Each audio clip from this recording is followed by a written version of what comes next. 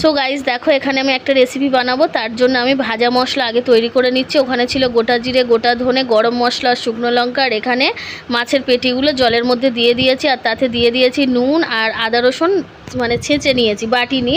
তো যাই হোক, মাছটা ভালো করে সিদ্ধ হয়ে যাক। তো তোমরা দেখেই বুঝতে পারছো কি তৈরি হতে চলেছে। হ্যাঁ, যা ভাবছো সেটাই। আমি আজকে বানাবো মাছের চপ। তো ভাজা মশলা রেডি হয়ে গেছে, এখানে পেঁয়াজ কুচিয়ে নিয়েছি, আদা রসুন কাঁচা লঙ্কা কুচানো হয়ে গেছে।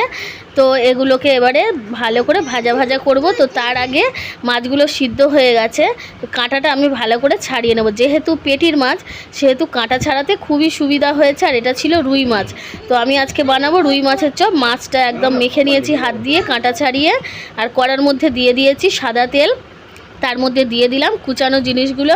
তো যাই হোক, এগুলোকে আমি এখন ফ্রাই করি, মানে খুব বেশি ভাজবো না, হালকা ভাজা ভাজা করে। এর মধ্যে অনেক কিছু মশলা অ্যাড হবে, আর যেহেতু আমি এক হাতে ফোন নিয়ে ভিডিও করছি তাই একটু অসুবিধা হচ্ছে। এখানে দিয়ে দিয়েছি গোটা ধনে, গোটা জিরে, শুকনো লঙ্কা, গরম মশলা আর লঙ্কা গুঁড়ো, হলুদ গুঁড়ো, পরিমাণ মতো নুন একটু দিয়েছি। দেখো হয়ে গেছে মশলাটা কষানো। তার মধ্যে দিয়ে দিলাম মানে যে মাছগুলো আমি মেখে রেখেছিলাম হাত দিয়ে দিয়ে, সেই মাছগুলোকে দিয়ে দিলাম। আগে মাছটাকে ভালো করে মশলাগুলোর সঙ্গে কষিয়ে নেব, ঠিক আছে।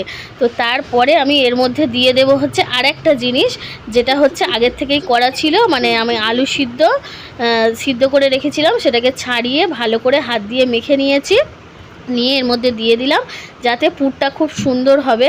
তো যাই হোক, চলো রেসিপিটা তৈরি করি ঝটপট করে, আর তোমরা দেখতে থাকো আর আমার পাশে থাকো। আর প্রথমেই যে ভাজা মশলাটা রেডি করেছিলাম, তো সেটা ভালো করে ক্রাশ করে নিয়েছি, নিয়ে ওতে নুন দিয়ে দিয়েছি, দিয়ে ভালো করে কষিয়ে নিচ্ছি। দেখো আমার একদম রেডি হয়ে গেছে, মাছের পুরটা একদম রেডি করে ফেলেছি। এবারে আমি এইরকম ধরনের শেপ দেবো, তো সেটাই তোমাদেরকে দেখিয়ে দিলাম। আর এটা ময়দা, তার সঙ্গে গোলমরিচ আর দিয়েছিলাম নুন, আর এটা ছিল কর্নফ্লেক্স। তো যাই হোক, দেখো পুরোটা মানে পুরো পুরগুলো একদম চপের আকারে গড়ে নিয়েছি। তো আমি একটু ডিম্বাকৃতি করেছিলাম। তো তেল ওদিকে গরম হয়ে গেছে, আমি একটা করে নিয়ে আগে ময়দার ব্যাটারে দিলাম। তোমরা এটা কর্নফ্লাওয়ারে দিতে পারো, আমার কর্নফ্লাওয়ার ছিল না, যেটা ছিল সেটা ইউজ করেছি, আর তার সঙ্গে কর্নফ্লেক্স দিয়েছি।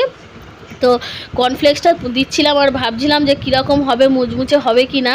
তবে লাস্ট পর্যন্ত ভিডিওটা দেখো, তোমরা বুঝতে পারবে যে কতটা মুচমুচে হয়েছিল আর কতটা ক্রাঞ্চি হয়েছিল। তো যাই হোক, পুরো একদম রেডি করে ফেলেছি, আর যতটা পেরেছি তোমাদের সঙ্গে শেয়ার করেছি। তার কারণ মোবাইলটা আমার এক হাতে ছিল, এক হাতে কাজ করছিলাম। তো যাই হোক, এদিকে তেল দিয়ে দিয়েছি কড়াইতে, তেল গরম হয়ে গেছে, আর মিডিয়াম টু লো ফ্লেমে রেখে আমি ভালো করে ভেজে নেবো, যাতে ভিতর পর্যন্ত ভালো করে কুকড হয়। তো যাই হোক, চলো তোমরা দেখতে থাকো। এদিকে দেখো এক পিঠ উল্টে দিয়েছি, হালকা লালচে লালচে হয়েছে। তো আর এক পিঠ উল্টে দিলাম, দিয়ে এগুলোকে আমি খুব ভালো করে ফ্রাই করে নেব। তো তোমরা যদি আমার এরকম ভিডিও দেখতে চাও, তাহলে আমার চ্যানেলটাকে অবশ্যই সাবস্ক্রাইব করো আর আমার পাশে থেকো। তো তোমাদেরকে অনেক ধন্যবাদ, যারা যারা আমার ভিডিওতে কমেন্ট করো আর লাইক করো। প্লিজ আমার সাথে থেকো, পাশে থেকো, তাহলে আরও ভালো ভালো ভিডিও তোমাদের সঙ্গে শেয়ার করতে পারবো। তো যাই হোক, দেখো এখানে একটা কেটে দেখাচ্ছি কতটা মুচমুচে হয়েছিল।